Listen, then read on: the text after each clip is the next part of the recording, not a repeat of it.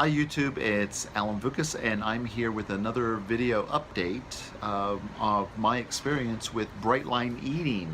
Today is day 9, and actually I'm doing this video a little later than I normally do in the day. I've had my 3 meals for the day, um, but it's been a busy couple days, and today was a very busy day, but I want to make sure to get this video up. But bright line eating is what I'm talking about.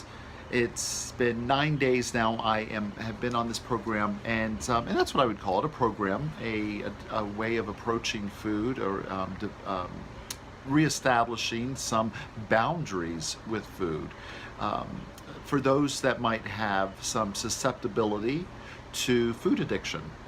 So the bright lines, and here's what's I think what's just what I'm finding.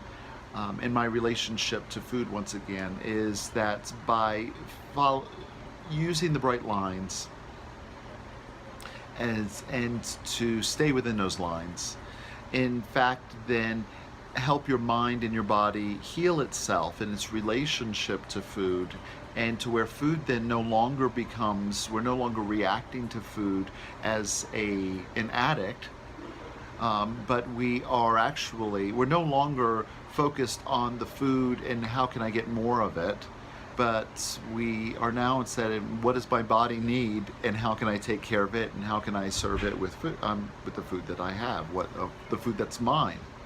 So that's one of the things I think that's really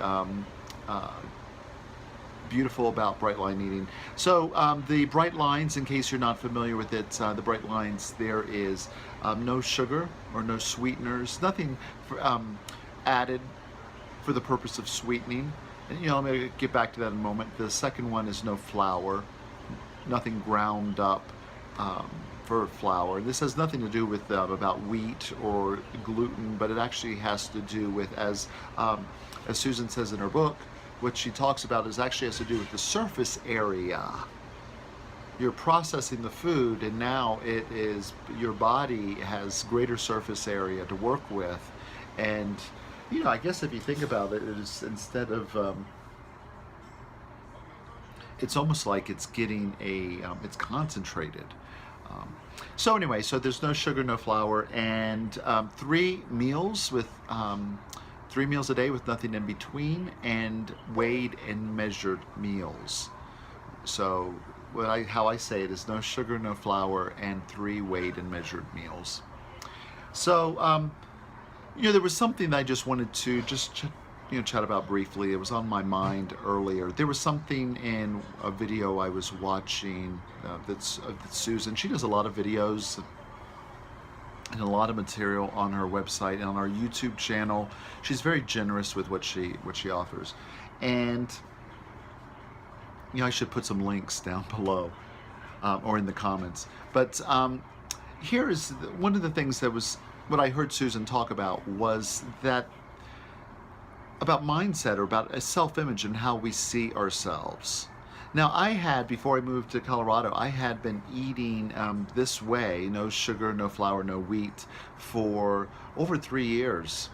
And the total length of time that I had abstained from sugar, flour, wheat was 3.5 years. And then I fell off the wagon, so to speak. But I will tell you, over that time though, my self-image did change. I began to, all my life, even as a kid, I saw myself as overweight. And I look back at my first diet was when I was 15 years old. That was the first time I did a diet.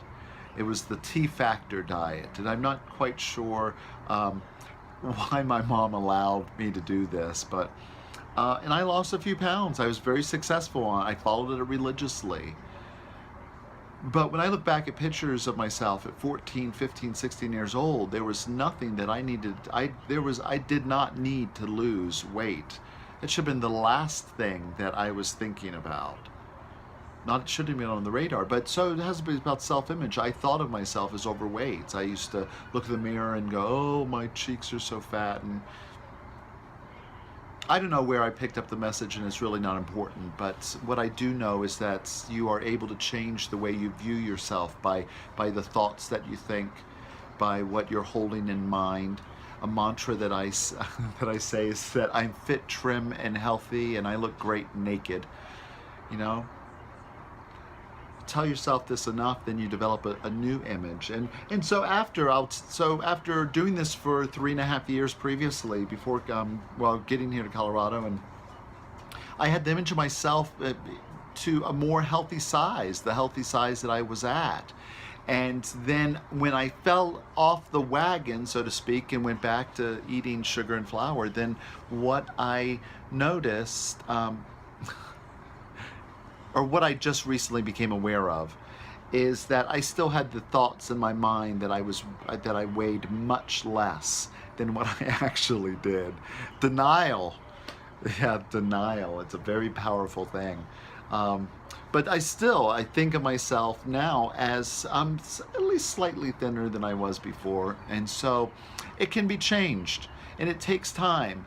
But, but I think in order to heal the way you think about yourself, you first got to be able to heal your mind and your brain and your physiology. And so eat foods and drink things that support that. And that's what Bright Line Eating is about.